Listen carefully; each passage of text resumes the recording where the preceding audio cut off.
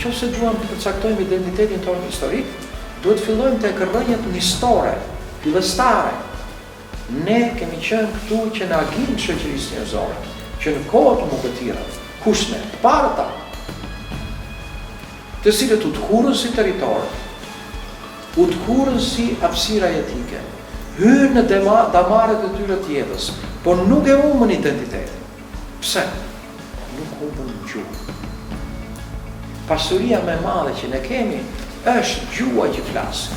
Kongresi Manastirit që përcaktoi fjalorin me gërma latine është i 1908-s. Dhe duhet të ndalem tu sepse është një gur kilometrik në udhëtimin ton europianist. Në atë kongres u zgjodh një komision shkencor. Kryetari i këtij komisioni shkencor, që për 48 orë do të përcaktonte alfabetin, ishte, e dini ju kush ishte? Ai ishte me qytetin Gjergjëfishta.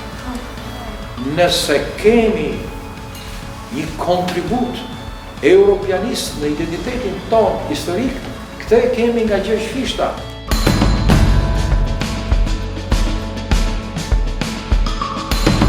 Pas të vjetës, ne pretendojmë se po shkojmë drejt perëndimit me atë që hapi Leksionin. E duam Shqipërinë si gjithë Europën. Por para se të përgjigjemi kësaj pyetje është: cilët janë ata që e kanë bërë Shqipërinë europiane? A i njohin? Pa e ditur kush janë, ne nuk e dimë ku shkojmë. Pa vlerësuar kontributin e tyre, nuk kemi vedi dhe pathos që të bëjmë atë që bëmë. Prandaj, anëtarësimi i Shqipërisë në Bashkimin Evropian nuk është detyra teknike e qeverisë së radhës, nuk është plotësimi i kapitujve. Është ruajtja e historisë kombëtare, ruajtja e identitetit tonë historik evropian, ajo që na bën krenar, që na bën të jemi ballhapur përballë të gjithë popujve të tjerë të Evropës.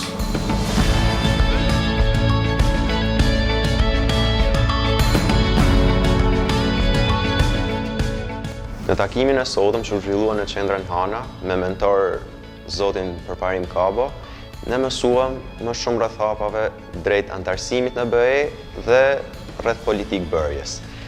Gjatë takimit, një gjë që më bëri më shumë përshtypje, diçka specifike, ishte fakti që Shqipëria ishte një vend shumë i civilizuar që në kohët e lashta. Si në perandërinë romake që ka pasur një rol dhe një vend shumë të rëndësishëm për shtetet e asaj kohe, duke përfshirë gjuhën, artin, kulturën, të gjitha elementet që e bëjnë një shtet sa më të rëndësishëm.